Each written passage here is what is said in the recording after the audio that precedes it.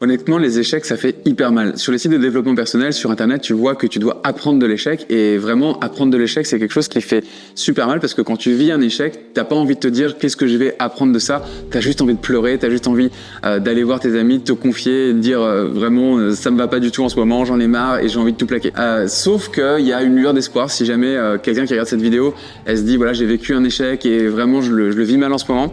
C'est que si tu regardes ta vie sur 10 ans, tu vas te rendre compte que toutes les expériences que tu as vécues avant, même si tu t'en rends pas compte sur le moment, elles vont vraiment te construire. Moi par exemple en 2011, donc moi j'ai créé ma société en 2013, mais en 2011 j'avais créé une autre société avant qui s'appelait Make Your Deal et ça a été un fiasco total. C'est-à-dire que j'ai travaillé pendant 1 an en parallèle de mon métier d'ingénieur avec un collègue qui était ingénieur, on avait monté la société à 2 et on travaillait tous les soirs